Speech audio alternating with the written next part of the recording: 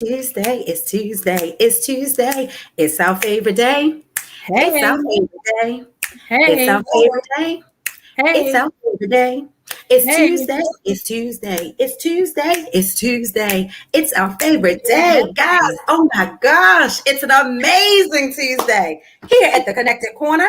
And I am your host, your co host, not your favorite, because I've been hearing buzzing on the street that Kiana B is your favorite, but I'm on number two, so it's all good with me. I'm your girl, Tori Rose, the Connector, and I have the honor of being on this amazing Tuesday platform with who? Kiana B. Hey, Hey. Be girl. kind, y'all. Be kind. Be kind, be nice, be your best self. Right. Be I love positive. Lord, when people Lord, come we to need me and to. they say, "Oh, I checked out the show. I love checking Kiana out." I'm like, you know what? Me too. I actually had someone say that. I was like, me too. Like, dude, I only show up for her.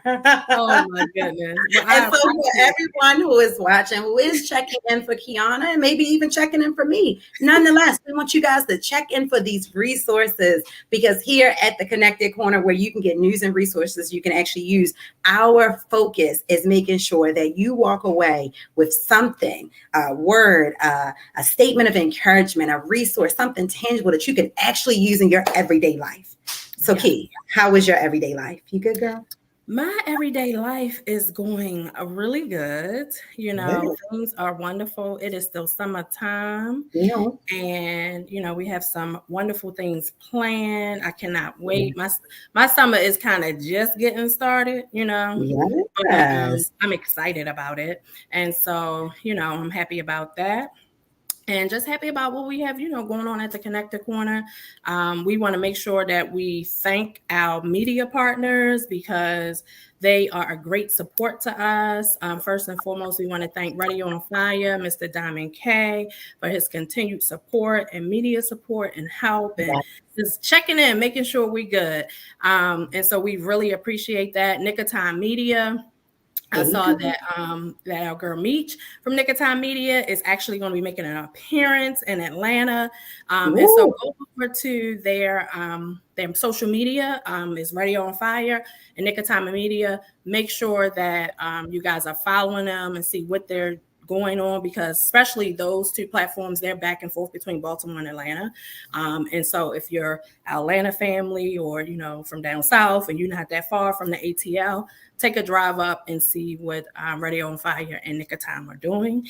And most. then we also want to thank WMEG Radio. So thank you to our media partners for your support. Yes. And I got to give a shout out to Diamond K. I mean, he's been in this music game for like 20 plus more years and he has a new I want to say mixtape, but he's gonna say that is so 1997, but he has a new single and he has a new album, a new masterpiece, let's call it that, and it's really about like his whole life, and it is Bernice Avenue because he's from Baltimore, so big up Baltimore, our home. We love it, we love him. Check it out, you can download it on all the streaming apps, and if you don't know where to find it, as Kiana told you, go to Radio on Fire or DJ Diamond K's Instagram, Facebook, and download it. And if it's $1, pay $1, you are going to jam. It is in my rotation in the mornings.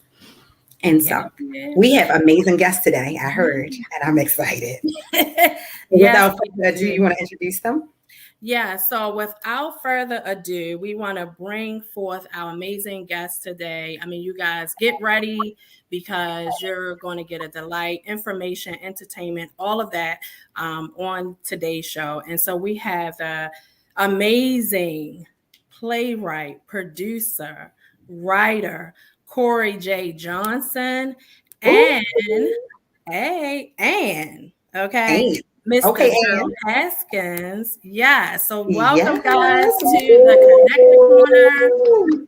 We are happy to have you. Thank you for being here with us. And so we want to, jump right in. We know you have some amazing news and just some great accomplishments to share, with our guests and with our viewers. But we want to start with, hey, tell us a little about yourself. Tell our viewers who you are. So we're going to kick it off. We're going to start with Corey. Tell us who you are and tell our audience a little bit about who you are for those who don't know you, because we know there's some folk on here that definitely know you. But for those who don't know who you are, let them know who you are, brother. Okay. So thank you for having me on the show. It's my honor and privilege to be here. My name is Corey J. Johnson. I'm from Baltimore, Maryland. I'm here basically to promote my new project. It's a play called Wonderful Is Your Name.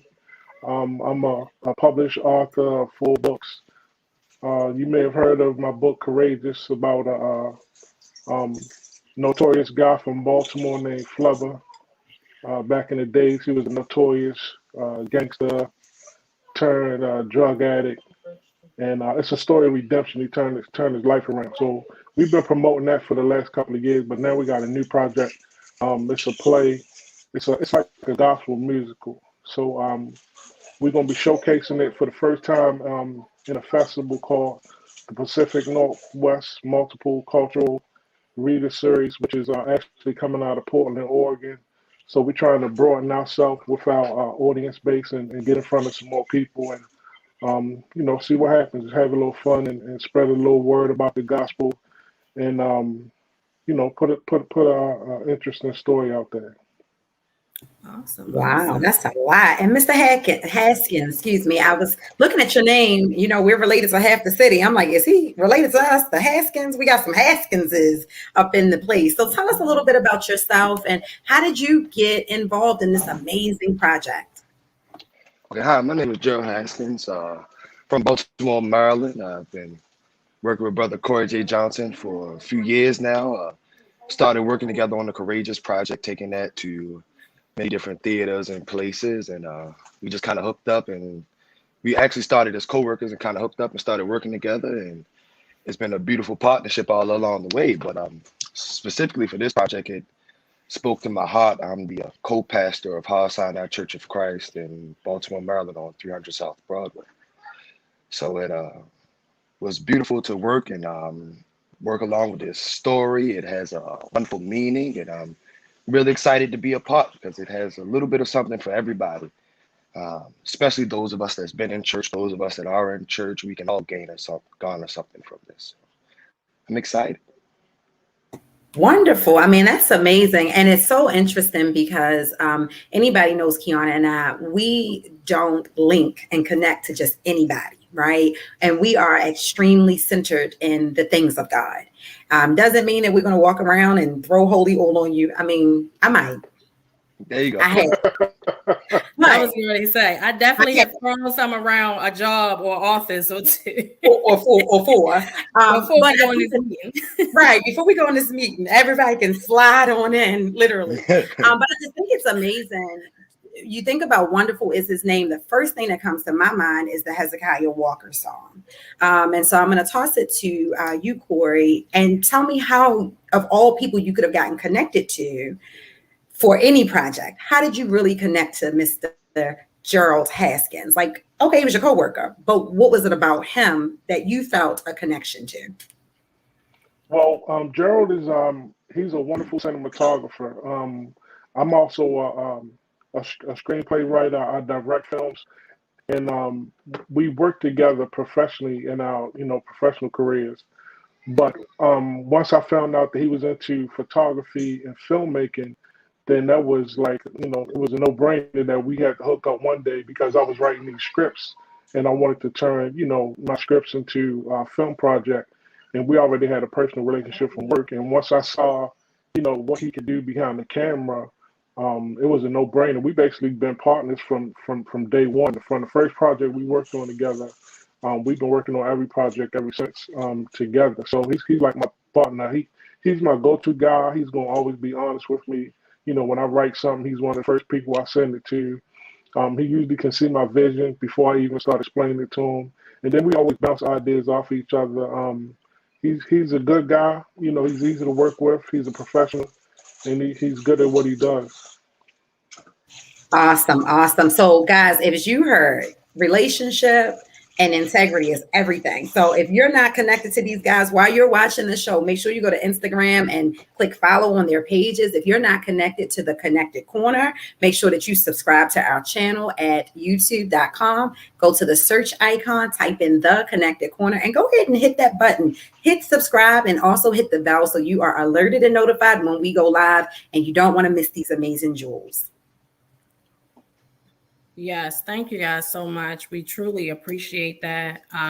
Thank you, Tori, for making that, connection about what is happening.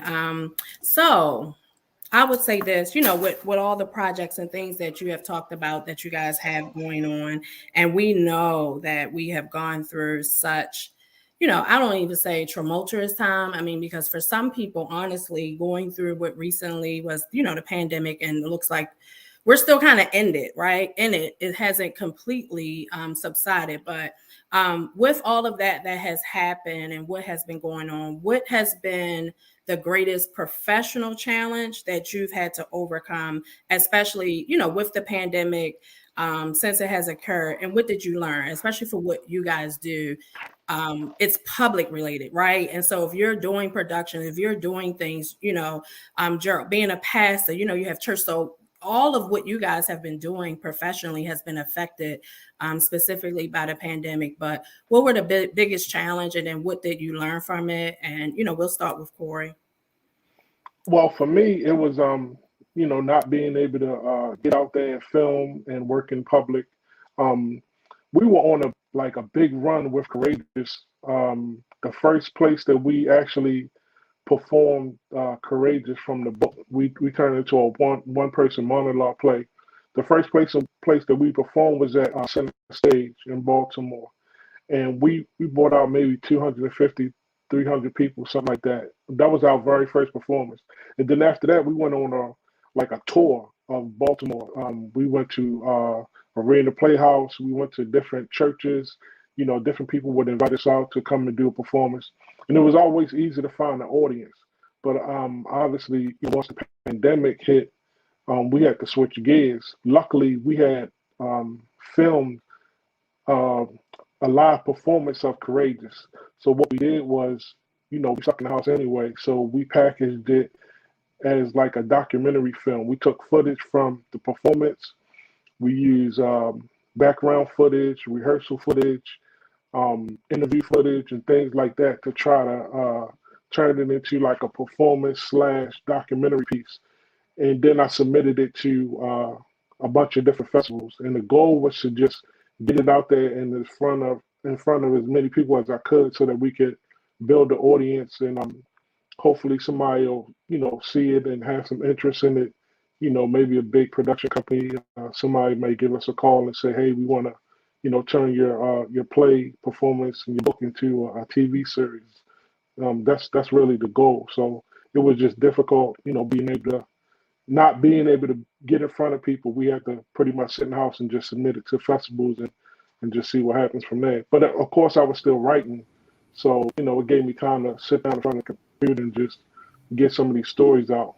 Mm-hmm. That's huge. That's huge. And so, Mr. Haskins, what can I call you? Can I call you Gerald? I now feel like I need to call you Pastor. It's putting a lot of pressure on me. Gerald. Just call me Gerald. All right, call you Gerald. So, Gerald, as a pastor, we know that you've had to learn how to pivot, right? Just pivot. So, as Corey was saying, you guys pivoted in that season. But tell us a little bit about your personal experience. So now you have the faith hat, right? I'm sure you're also praying about the production, and you also have to pivot, and you have these responsibilities. How did it affect you being a part of this team, and how did you overcome it? It affected me. The number one word you used was pivot, and next word I can think about is flexibility. We really had to learn how to be flexible, to be available to be on Zoom calls and be doing different video conferences. And that was the biggest part, not being in person. We shifted from having meetings in person, production meetings in person, even myself personally having church in person, to all of that being virtual. So it was a lot to learn, a lot to take in. And my biggest takeaway was just learning how to, I don't want to go too far in the Bible, but it says where 2 or 3 are gathered together in my name, there will I be also. I had to learn how to appreciate the 2 or 3 and pour into them the same way I would pour into 200 or 300. And the same way as with this. It seems like we're now in a lot smaller groups. We're not in bigger settings. So the intimacy of those conversations really became really important to me, and being able to get authenticity out of people and talk to them. And, sort of like this, these small settings bring the best out. Most certainly. Mostly, Kiana and I literally talked about Jesus and his walk earlier, and we were talking about how many people only want to do it for the gram. They only want to do it for the multitude. But will you do it just for the 12? Even if that means knowing that it might be 2,000 years before the multitude gets to see your play, gets to understand the work and the time that you all put into this awesome production. And so thank you for sharing with us how you overcame and dealt with even the pandemic and some of the current challenges that you're still going to experience. So for anybody who's already subscribed to our channel, thank you. If you're just tuning in, make sure you are clicking the connected corner and subscribe on YouTube. Also follow us on Instagram and Facebook. It is important for us to stay connected because, as Pastor G said, he's gonna be done with me by the end of the show. It is so important for that core nucleus of people. There's going to be some people who are going to come onto every show and going to get this good meat, and it's going to fill their bellies. And it's going to be somebody who just hears this show. Well, if that is you, good. We want you to stay connected because there's some gems and jewels here. So, Kiana, let me ask you something. And I know this is something that we've talked about. What do you do when you feel burnt out? Because there's a lot of things that are being said in this interview that have been so similar to what we've talked about today. What do you do when you feel burnt out or unmotivated?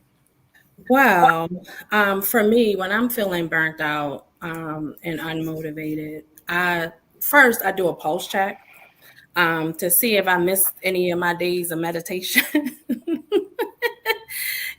And prayer, honestly, I understand for me that I have to, constantly feed myself positivity, making sure that, I'm praying and meditating each and every day, because that will literally lead to me being, burnt out. But natural, just in physical, because we do a lot, right? Work and business, podcasts, mom, even though I have an empty nest, but still getting called on, for mentorship and counseling of my young adults. And so with that, I really like to just take a moment. I do, some power naps. I like to do kind of like the meditation music and take a minute.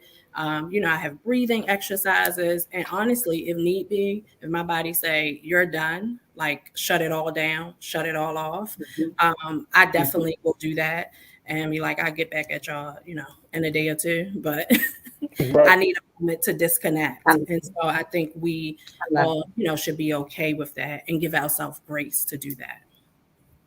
I love that. And I'm here with you, sister. I will disconnect real quick. Anybody knows me. I've come off of social media. Don't call me. Don't come looking for me. Give me 6 months. I need a moment. Corey, how about you? What do you do? This is a lot. It is hard to be sometimes the visionary, right? There's Moses and there's Aaron. There's Aaron and there's Moses. How do you deal with this whole burnout and feeling unmotivated or overwhelmed at times, if you ever feel that way? Well, I'm gonna be honest with you. I'm a Marine, so I'm sort of used to finding time alone and being able to adapt to unfamiliar situations like that. But I will also be honest and tell you that as a human being, as a Black man, and as a human being, I sometimes suffer from anxiety. So being in this pandemic for the last year, it kind of heightened my anxiety to a degree. I don't have a problem with being inside, but sometimes, your mind kind of, as the ghetto boys say, play tricks on you. So I have to find things to keep myself occupied. As a writer, I can't force my writing. My best work comes when when my mind is stimulated. I have to be inspired or motivated about something. So unfortunately, last year we had a lot of unfortunate things happen, death in the family, losing loved ones, and things like that.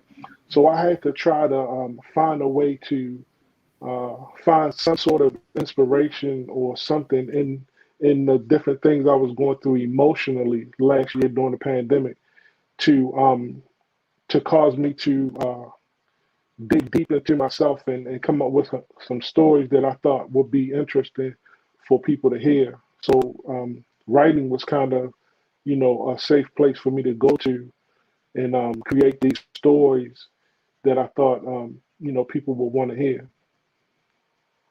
Great point. Great point. And for Gerald, same question, but I want you to tie it into the play. Tell us what you do when you feel burnt out, when you feel unmotivated, and will Wonderful Is His Name be a stress reliever for those watching and those getting tapped in? Most definitely, it'll be a stress reliever.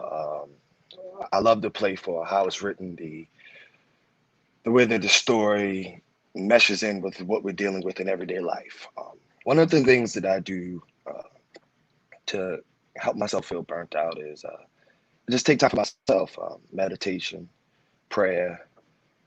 Most of those things are mentioned in the play and some of the things that they talked about, but just taking my time for myself.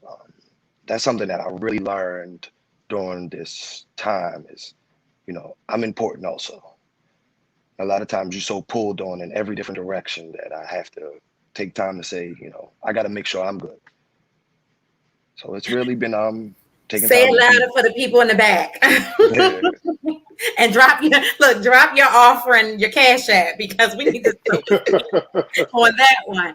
It is so important. And so we oftentimes will go between English and Spanish in this household. So I often say, it's más importante. And my son is looking at me like I'm crazy. But it is so important to be able to pour from a filled cup. We, especially as Corey said, as Black and brown people, or Black men, Black women, we think that as soon as our cup is at 25%, we got something to pour out, and we don't. And we get a little bit of energy, and then we pouring back out, and we're wondering why we're so depleted, why we're angry, why we're having health issues and things like that. I tell you that Wonderful Is Your Name is so important to me, because that song, specifically the song, got me through some dark times, when there was nothing in my life that I could see was filled with wonder. I understood there was a name that had wonder in it. His name was filled with wonder. And if I could focus on that, I could find some hope for myself. So I'm going to toss it to Corey. Is this play, this production, not just for you to get out the things you need to get out, but the average person? Can I watch it and find hope? Can I find happiness and joy in this production? Well, I mean, that's the goal. If people on the podcast have been following me as far as my books and my other projects, that I don't typically write simplistic stories. I always try to, find some way to put a twist or, put a spin on a story and turn it around. So you've been mentioning the title "Wonderful Is Your Name," and it does come from Hezekiah Walker, Family Affair album. He's one of my favorite gospel artists. And throughout the play, every act has a Hezekiah Walker song from that particular album that either starts the scene or the act or closes the act out. That is brilliant. That is brilliant. I'm getting excited. So we may have to sit down with Hezekiah one day before we bring it to Broadway and see if we can work something out. But the story itself, just to give you a little insight, I put a twist on the Romeo and Juliet story. The Montagues and the Capulets, they had a beef and the families didn't get along. But of course, Romeo from one family and Juliet from the other family fell in love with each other. It was condoned from, both families. So I brought it to modern day times, and instead of the Capulets and the Montagues, I used two churches. So you have a modern day church with a young bishop who likes to do things, a certain way. And then you have the old school Southern down South, bishop who likes to do things the old school way. One church wears red, one church wears blue. So I try to tie it in with what's going on with the young people out in the streets and how they, taking each other out. And the two main characters, instead of Romeo and Juliet, is Romello and Julieta, and they fall in love with each other, and they basically don't really condone how the churches are acting. And I just think it's a poignant, piece that relates to what's going on today. And, me growing up in church, I mean, I didn't see things to the degree of the play where, something dramatic happens. But we all know a lot of churches who, their leaders use the pulpit to speak about things that aren't Christian-like. So this play kind of sheds light or makes you, look in the mirror and ask yourself, are you really living the way God, wanted us to live as Christians? And of course, like I said, using the story of Romeo and Juliet, something dramatic has to happen in order for them to kind of step back and say, hey, wait, maybe we doing this the wrong way. So I don't want to give away too much, but that's the premise of the story and how I came up with the idea. Wow. First, we have some wonderful treats for y'all today. Viewers, listeners, are you here with us? Make sure that you are commenting. Let us know where you're listening from. Let us know what state, where you are geographically, if you're with us on YouTube or Facebook, because we got some treats. First, we're going to start with the SAT word that my brother said, point. Okay. Like I was like, okay, SAT word. All right. So, our brother's going to demonstrate how smart they are here on the Connected Corner tonight. But we have an extra special treat for you guys tonight on the Connected Corner, because we not only have two, but we have three brothers. And I'm going to bring on our next brother, who is a part of the cast of Wonderful Is Your Name, Mr. Curtis McNeil. Okay. Welcome to the Connected Corner. Don't get shot. Look, wait a minute. What's happening?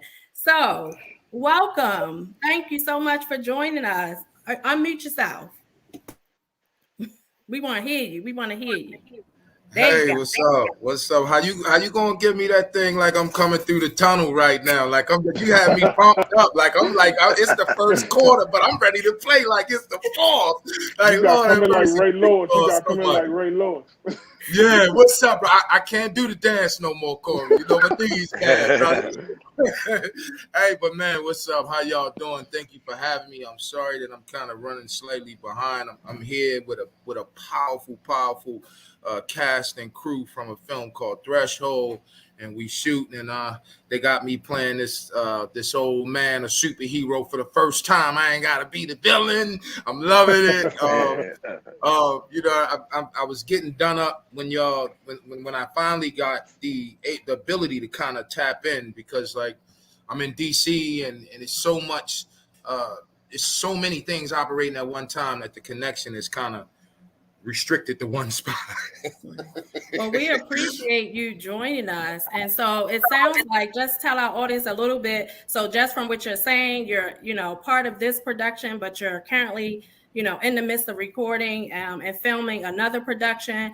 But tell, Yes. Our audience who we're, in the DMV, we're from, Baltimore, we're local, but, we broadcast all over. And so let them know a little bit about like who you are and what you're doing. I mean, we could get from, what you got moving and shaking. You obviously are an actor that's sought after. So tell us a little bit more about Mr. Curtis McNeil. And I'm making him blush. I love it.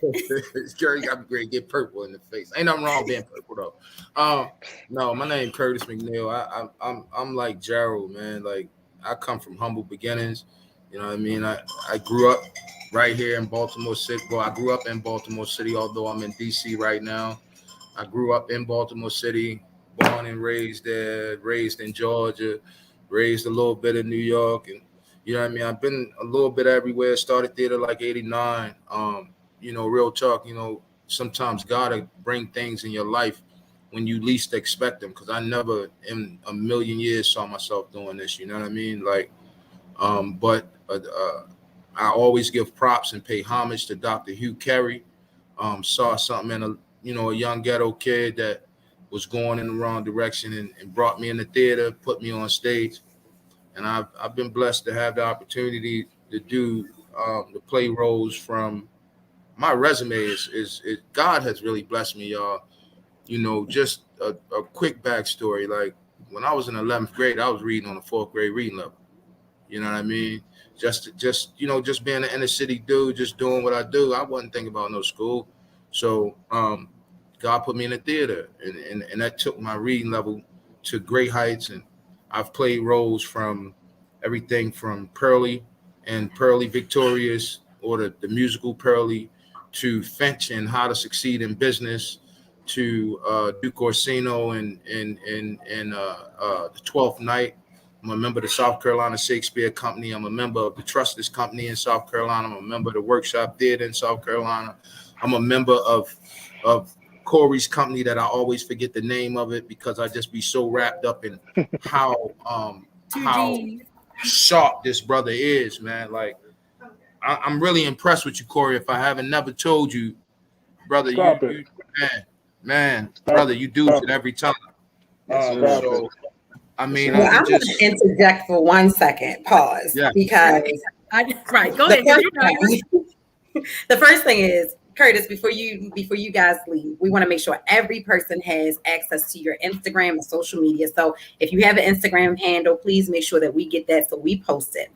Secondly, I think what you have spoken is so large. Each of you brings something to this puzzle that, for me being technically an outsider, right? An outsider looking in, because even though Corey's fam and we know kind of what he has going on, you don't know what a person has for dinner unless you're at the table. This is amazing to see what God has done in each of you and through each of you. Also, as Kiana and I both have sons, and we understand the pits, the traps, the snares that are set for sons, especially Black and brown sons. And so I want to take a moment and just acknowledge each of you, because you not only heard from God, you answered the call. See, a lot of us hear it, but we look at the call ID and we turn down the phone. So thank you for stepping up, for speaking up, and for growing up and being the men that our sons, you never know how they're going to be impacted, or how the city's boys will be impacted just by your story. So kudos to you guys. And please give us your Instagram handle, because we want to make sure that our viewers and our listeners can stay connected to you. So absolutely. We got another couple of questions. I want to hear the next question. I want to come on. What's the next question? I know, and it's perfect timing. With bringing Curtis on. And so again, like I just ditto to what Tori has said. I'm just completely happy. This is a first for the Connect Corner. We have 3 guests, 3 strong Black men, and we are happy because that's what this platform is about, to represent all of what we are, right? And all of what you guys are in our community. So thank you.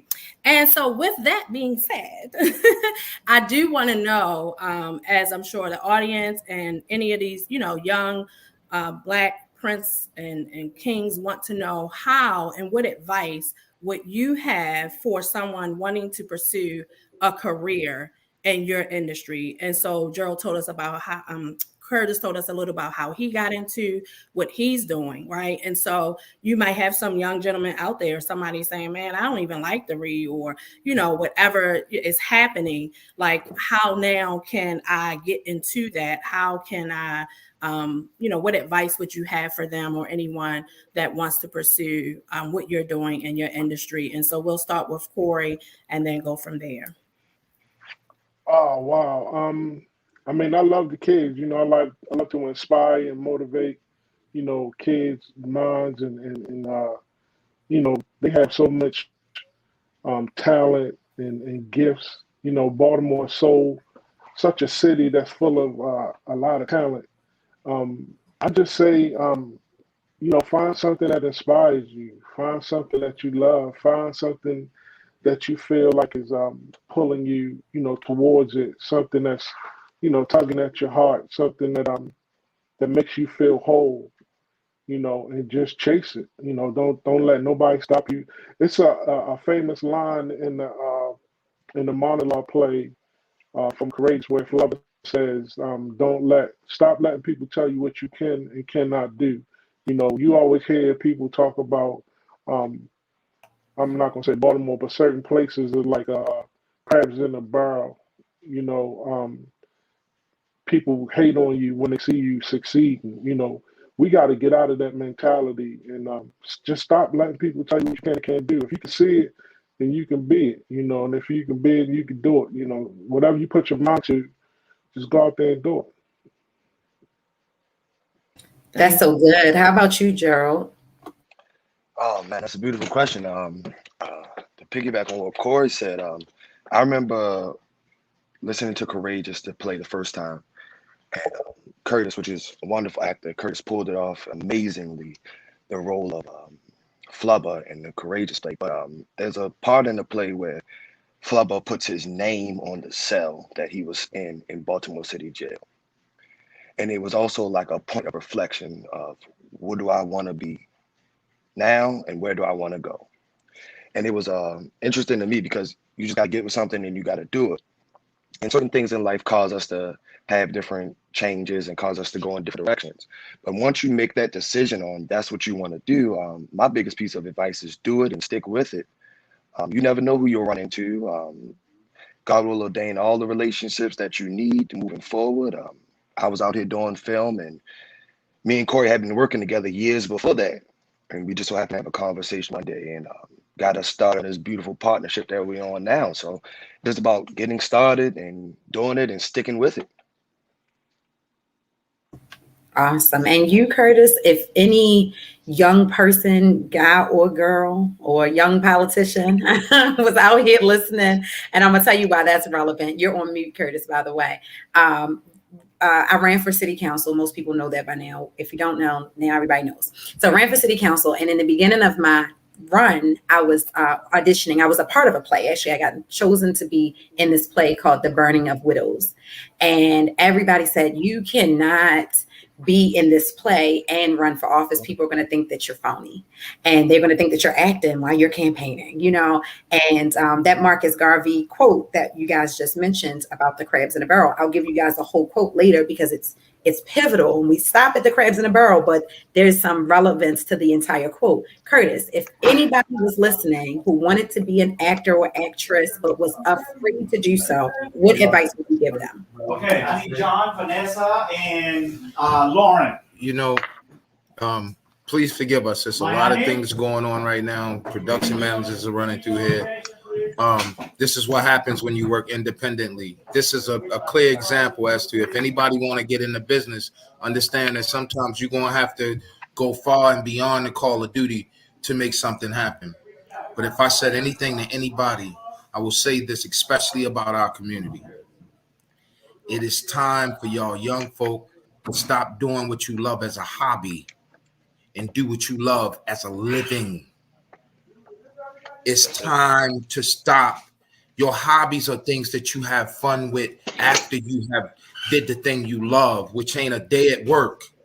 So I would say to any young actor, hey, come into this thing with an open mind, an open heart, and come ready to work. Because I put this job up against any job in the world. And I stand on this. It is hard. It is hard. You got to have a tough skin. Truth be told, you're going to get no more than you're going to get yeah. But, you know, just believe that in the midst of great tragedy, God going to always make great triumph. So you might have been told no for one role, but there's an even greater role for you later on. I tell folks all the time, if you can just understand, okay, a jewel for those that's just coming into the business. Please try and teach yourself to acknowledge, understand, and see human behavior for what it is. It is flawed. It is perfect. It is halfway there. It's halfway behind. But see it for what it is. It is human behavior. And when you can take those different human behaviors, you'll find that in characters in any given show, there's a certain behavior quality that every character has. Even my brother CJ so beautifully penned. I remember the first time we talked about this show. And I was like, I left like, wow, that is going to be fire, considering everything that we got going on in the world today. So I tell young actors all the time, hey, just be open to the process. Understand what human behavior means And for all of your young listeners and your upstarts, I just had this conversation with a young actor yesterday. I would implore you to go and sit on your front porch if you have one, or on the front stoop if you have one, or at the park. Close your eyes and listen to everything that is going on and attempt to write down what you hear. You will find that in the midst of doing that, you will create almost a character without ever seeing them. So, I mean, I'm open. I teach. If anybody in the DMV want a acting coach, um,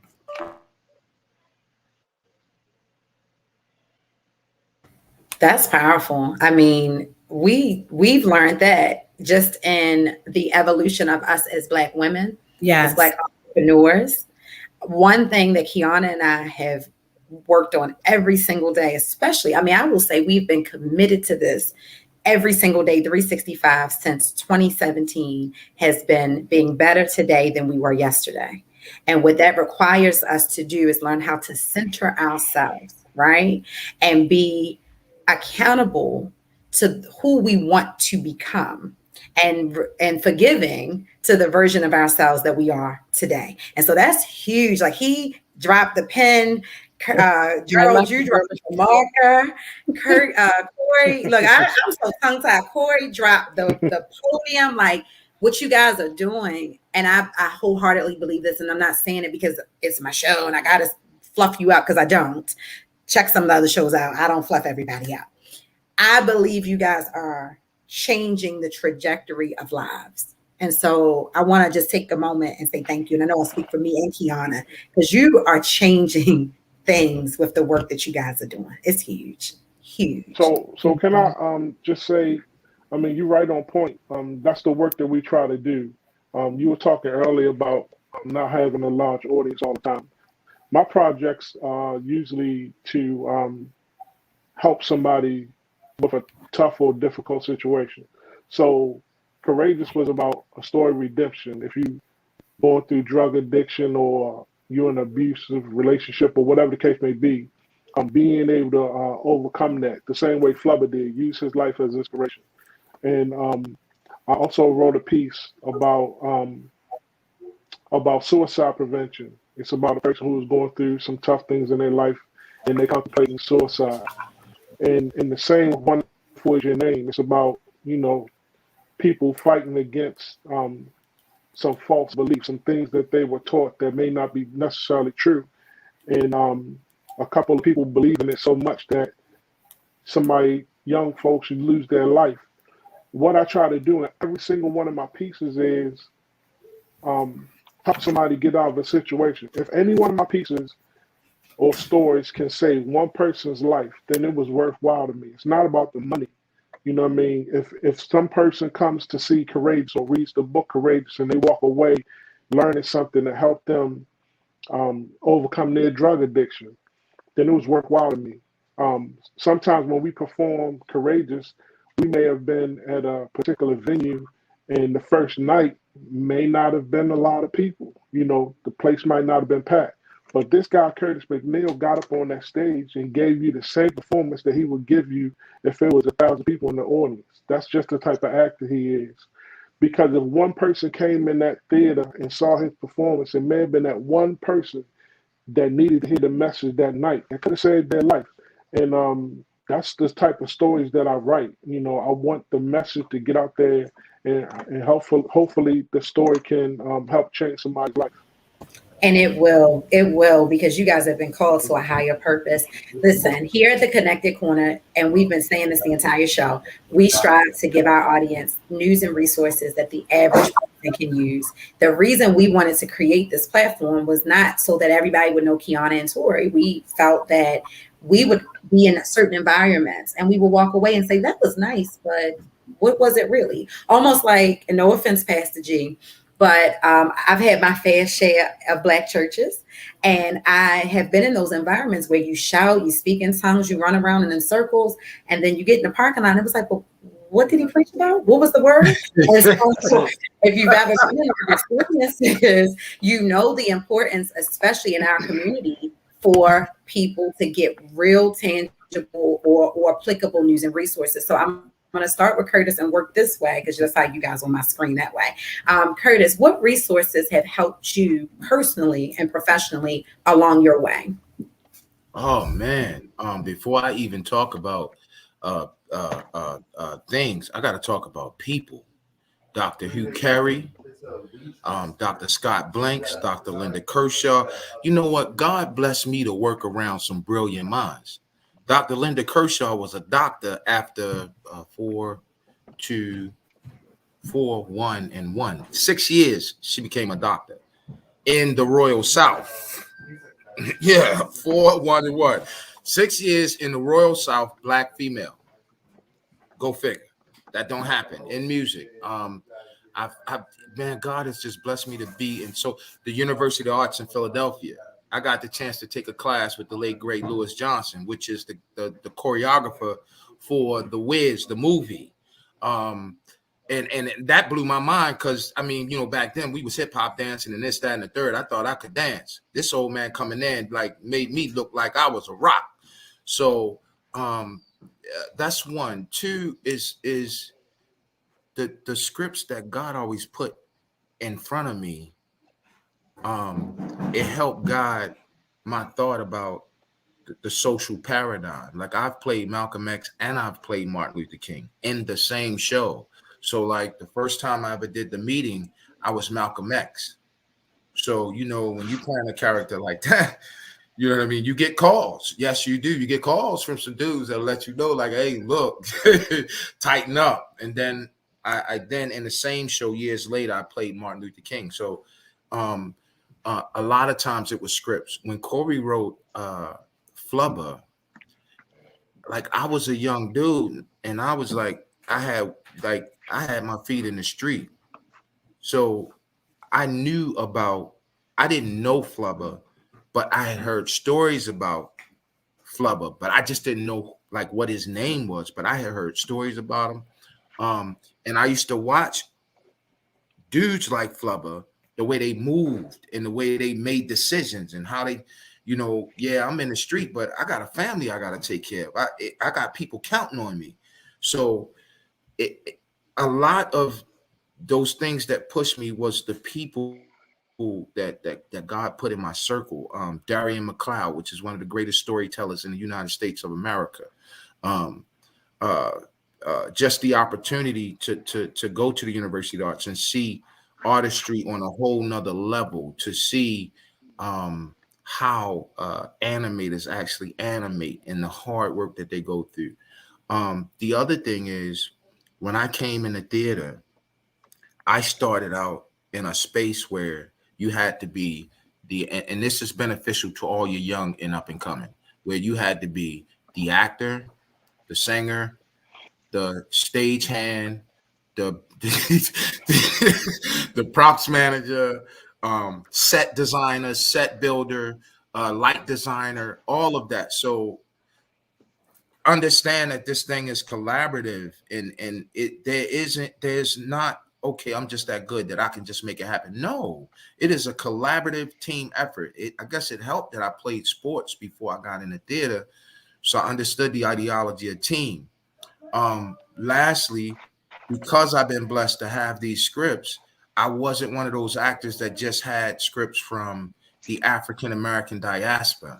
I was blessed to be able to do what we call black shows, white shows, traditional shows, Shakespearean shows. One of my favorite monologues of all monologues, black or white, Candy Stripe, is from Shakespeare. You know what I mean? It's a clear-cut definition of love and what it means and what it stands for and how it moves and how it doesn't move and how you have no control over it. So you said something here. I'm sorry to cut you off, but you've said something, and I just want to pinpoint because, again, I'm the person who normally will call out the psychology in Black households and Black folk. And so you've named a lot of names, and somebody watching got turned off. I'll look at him name dropping. The difference is these are mentors. These are people you studied, and these are people you learned from. And so we have to go back and do so much reconditioning and have a mind reconditioning. So for anybody who got turned off, hopefully you're still here with us. If you did get turned off and walked away, you ain't our audience anyway, and that's okay. For the people who are still with us, make sure you go back and hit replay and hear those names and write those people down. And then take a moment and ask yourself, do you have people? Go ahead, I'm sorry. You know how important it is? Let me just, I got to keep this real. I forgot one name too, Ronald Howard, which is one of the only Black pianists in the United States of America still alive to be an Albright scholar and play for Paul Robeson. But let me tell you how important it is. I left Baltimore in 1991, so nobody has seen me do theater since 1991. How old were you? I was 20 at the time. So when I left, every show I did from then on, when you do your bio, if you read my bio, you'll see those same names that I just named in my bio, right? Because I believe in paying homage. I believe in paying forward. You know what I'm saying? So I came back and I did A Color Purple. And my mentor, Hugh Carey, hadn't seen me on stage since 91. So him and his wife came to see A Color Purple. And after the show was over, I come out. And when I walk up to him, he's crying. And I'm like, Hugh, what is going on? What you crying for? Was it that horrible? Was I that bad? He said, no. He said, I read your bio. My name was in your bio.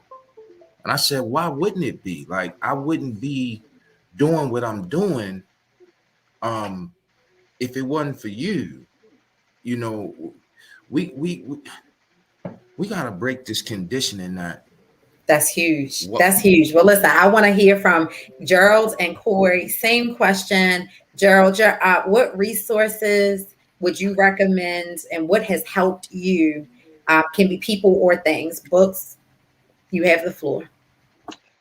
One of the things that helped me is reading a lot, getting a lot of information and reading from different resources. These two guys, these are my big brothers. So they are on my Mount Rushmore of people that are more professional. And Curtis is the greatest actor I've ever known. Corey is the greatest writer I've ever known. So these two guys, they don't know how much they helped me go along. And coming at it from a cinematic point of view, it was working with them, learning different things, learning how to do things professionally, and learning how to be a Black man with integrity in a office that has a lot of foolishness going on. Let's just make it plain. So these two guys, they really helped me more than I could ever express to each and every one of them, the integrity that they have, the honesty that they have. Curtis showed up, as Corey mentioned, every night and gave a performance to 2 or 2,000. Curtis gave an awesome performance. Working with Corey, his professionalism, the way he carries himself, the way he handles things, the way we work together. And then us working together as a team, it really helped me get a lot stronger. And those things really helped me. That and reading a lot and educating myself a lot, having that zeal for information that, you know, is accessible. We just don't go looking for it all the time.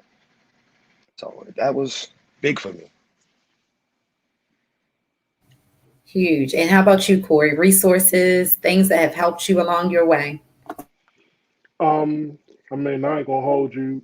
My biggest thing is relationships. You just never know who in your circle, your family, just associates, people you come in contact with, may be the key or the person who can help you, you know, get to the next level. I didn't know until I started writing Courageous that I had a professional journalist or writer in my family, somebody who could help me edit my book. You know, editors charge a lot of money to edit a book, and Courageous isn't really a short book. It's like 350 pages. You know, that was probably my second project that I wrote that was that many words in one book. And I'm not the greatest editor. I may be great at telling stories, but I'm not the greatest editor. Come to find out, one of my cousins, you know, was a writer and knew how to edit. And that saved me a lot of money. And the same thing happened when I got into plays. I found out that I had a family member who worked in the industry of theater and introduced me to some people and helped me get into some doors. And the same thing with just networking and relationships. if you treat people right and you're a good person, you're going to get the same thing back in return. And because of my brother Flubber, because of the relationships that I had, because people believed in my projects and people I had built good relationships with, a lot of people just called and sent messages and said, what do you need? What do you need to get Courageous to the next level? Is there anything that I can do to help you? And I'll never forget when we did Center Stage.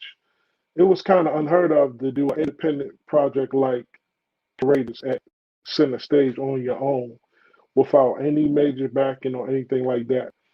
And people were just calling me saying, "Hey, when is the tickets on sale?"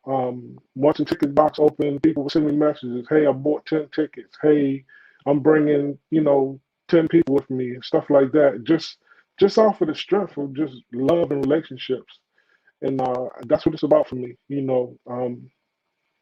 Just being a good person. Building relationships.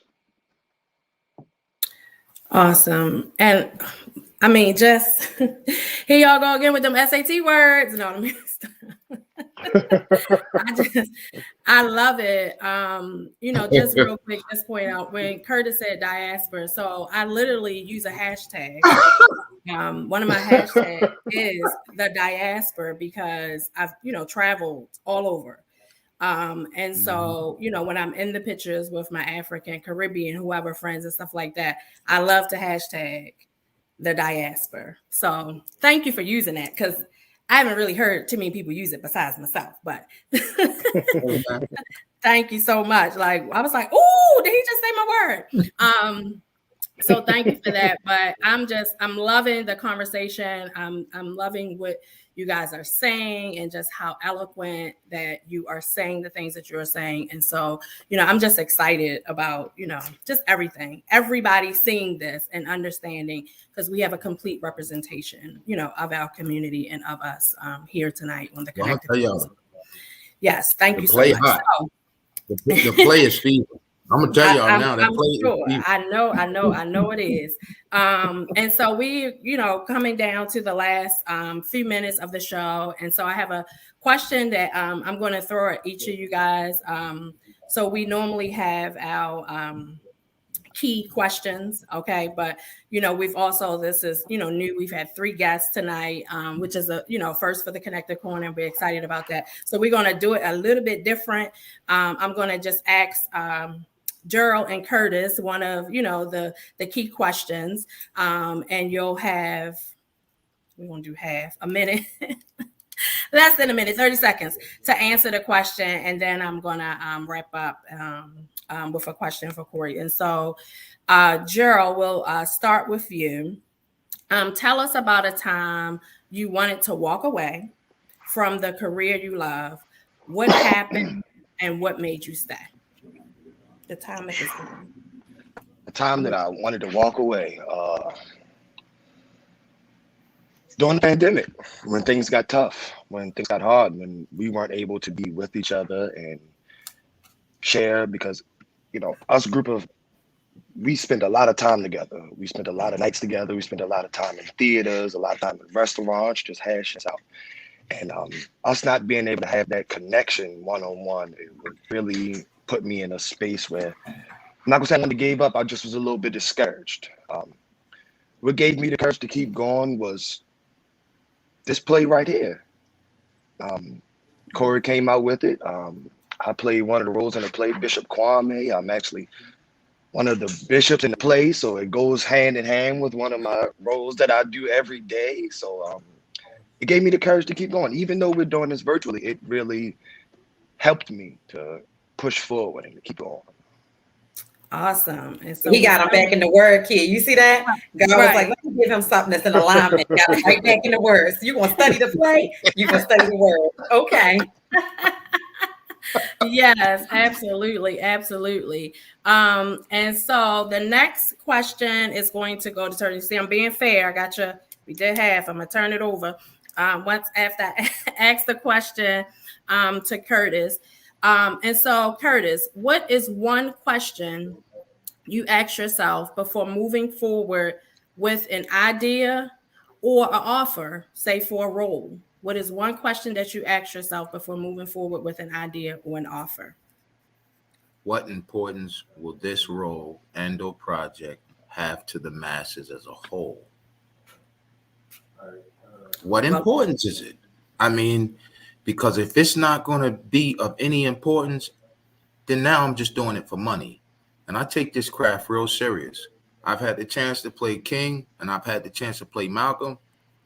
As a African American man in America, I have to take everything I do a little more serious. Even though I have fun when I'm doing it, though, y'all, for real, for real. But I have to take it serious. So, what is the importance of this role and/or this project to the masses, to society as a whole? wow. Well, that right there, like, okay. See, once again, and that is Girl, so. you crazy. Make me laugh, man. No, I would say honestly, it's so important because Tori and I, as co-hosts of the Connected Corner, we're also business partner of Beehive Connected Group. It's a partnership that we have. We started Beehive Connected Group first, and the Connected Corner was birthed out of that. We're also family, we're cousins. And so we have these different hats and roles and, things that we play for each other. But every season, every time we sit down, we go back, and especially this one, Tori, you see the questions and the things that, she asked you guys tonight. It's like, what are we doing it for? What are we doing for? We're doing it because we want to give people news and resources they can use. And then she's like, well, did they learn something that show? I'm like, look, it's important. God gave us to us. We're doing it because he told us to do it. Right. And so, but even in that, you're constantly going back to that question, like, okay, we doing it? Did he tell us to do this? Are we doing it because he said do it? Why are we doing it? And so we never want to get lost in why we have this platform and what it's for and why we're doing it. And so you guys have just, completely, in a lot of your answers, even if you don't know it, have inadvertently, answered those things, and you've touched on, all the reasons and why we do what we do and why you do what you do. So, thank you for that, and being honest and transparent with us tonight. And so we're gonna have two questions actually. I'm going to ask Corey, and then we'll wrap up. You guys, we want you to tell our audience how we can find you and all of those great things. You guys, look, there are a lot of resources tonight that you got off the Connected Corner. Hey, if something was said too fast, you missed it, make sure you go back to the replay. As soon as it's over, guess what? You can go to YouTube, you could play it again, rewind it, and make sure that you get those tidbits. I mean, the jewels about the advice of how to get into the industry, the information about the resources. We hear over and over again on the Connected Corner that people are a great resource. And so we don't want you to forget that, and just remember that, right? So Corey, we know we're here. We've talked about wonderful is your name. That is the title of the show tonight. It is a Corey Johnson production. I mean, you have two great, wonderful cast members here today. If nobody knew before, people should be knocking down the door, hitting you guys up on social media, all of that great stuff to know and be a part of what you have going on, because we're family. But it was like, wow, I've seen Courageous, but just tonight and seeing all of this and hearing it up close and personal, I feel, even more. I'm not going to get emotional about it. But anyway, because it's my big cuz. All right. So for the musical, the gospel, we know that's going on. But tell us, what do you have coming up next? Tell us a little more, about the theater festival, and how people can connect to that as well. So the festival that we will be doing for Wonderful Is Your Name, it's not going to be a performance per se. It's called a reading. I had to cast people for every role in the play. We'll be on a similar live stream like this, where the cast members will just basically read the play from beginning to end to give the audience a chance to kind of get a feel for what the story is. I think I chose really good cast members to play each role. These two gentlemen here, actually both are ministers and love the Lord in real life. So one is Bishop Kwame and one is Bishop Solomon. So they're kind of going back and forth in the play. The play will be at the Pacific Northwest Multicultural Readers Series and Film Festivals. You can look that up online, PNFFS. MC, which is in Portland, Oregon. It runs from August the 20th through August the 22nd. We will be doing our reading on August the 22nd at 1 p.m. Eastern Time. And the next project I think we're going to be working on, I have a script that I wrote. It's kind of personal about a family member that I lost a few years ago. And it's called Opioid. It's about drug use in the city. You know, Courageous touched on drug addiction, but this one is a little more direct because, you know, Flubber's Courageous story is what we call a period piece, a time period piece. It takes place in the 80s and the early 90s. But the drugs that kids are using today out in the street isn't really the same drugs that was being used. You know, this fentanyl thing is taking the death toll with drugs to a whole nother level. And I just wanted to shed a little light on it. So I took a story that was personal to me of a family member, and I'm going to film it. I wrote the script already, and it's what's called a short. It's probably only going to be a few minutes long. It's like a one-act piece where everything takes place at one, moment in time. And I hope that everybody enjoys it. And again, the message is there, that you need to, do something different to change your life. This young person had actually gone through rehab and changed his life. And without giving the story away, the day that he graduated from his program and publicly stated that he was going to change his life, he overdosed and we lost him on that same day. So it's a deep story, and I think it's a story that needs to be heard. So the script is done. I just got to catch some people, and you see the guys in front of me. We'll be putting it on film soon. Awesome. Thank you so much for letting us know. And you guys, again, we'll drop the website, the links in the comments. So make sure you go through the comments. Everything will be dropped in the comments so you can make sure you can connect and know what's happening with Corey Johnson Productions, especially what's happening with Wonderful Is Your Name. And then if you haven't heard or don't know about Courageous, get the book. And so you know what's happening, and make sure you connect with them to know when they're going on tour. So Corey, tell our audience how to connect with you. Well, first of all, I'm like you, I'm speechless. Before I share that information, I want to go back to the quote we talked about earlier. And I think that you all have shed so much light. And so Marcus Garvey said, we were like crabs in a barrel that none would allow the other to climb over. But on any such attempt, all would continue to pull back into the barrel, that one crab that would make the effort to climb out. Marcus Garvey was so beyond his time. He's one of my favorite people to study. But tonight I've got 3 additional people to study, because what you guys have shown us is that with integrity, connectivity, and relationships, instead of being the crab in the barrel, we can all build together a ladder, and a ladder in which we all can overcome. So I thank you guys so much for being here. Thank you for being with us. Thank you for getting connected. As Kiana said, my name is Tori Rose the Connector on all social media, Instagram, Facebook, and Twitter, and all of that jive. I'm not necessarily Instagramming or any of that for the rest of the year. We have some huge things happening in my personal life and my family, so I'm taking some breaks from that. But you can email me at connect2Tori@gmail.com. And Kiana, how can we find you? You can find me on all social media platforms at Kiana B. Jones. You can also connect to us, the Connected Corner, if you would like to be a guest on the show, or you want to find out more about the show, how you can support the show.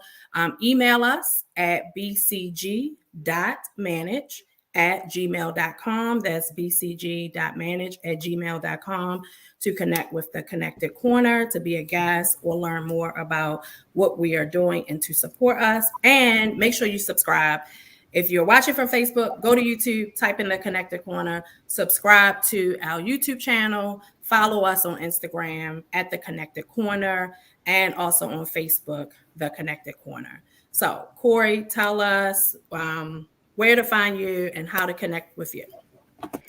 I'm on IG and Twitter, Corey J31, Facebook, Corey J.A.Y. Johnson.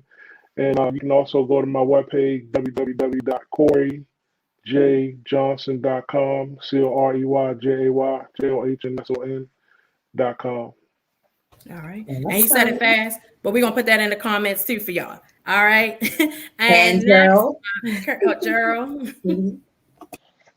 You can connect with me on Instagram at CFO_G Haskins. Catch me on Facebook at just Gerald Haskins. And Corey, and Curtis. I got all the names crazy. Corey, Curtis, Gerald. It's like a tongue twister. Curtis, take us home. How can we find you? Unmute yourself. At Curtis.McNeil12. Facebook, Curtis McNeil. Type in Baltimore, Maryland, because my son has my same name. That's about it. Awesome. This has been an amazing night on the Connected Corner. We appreciate you guys, and be sure to tune in next Tuesday, 8 p.m. You can always catch us on the replay. And as Kiana said, it has been fun getting connected. Peace. Respect.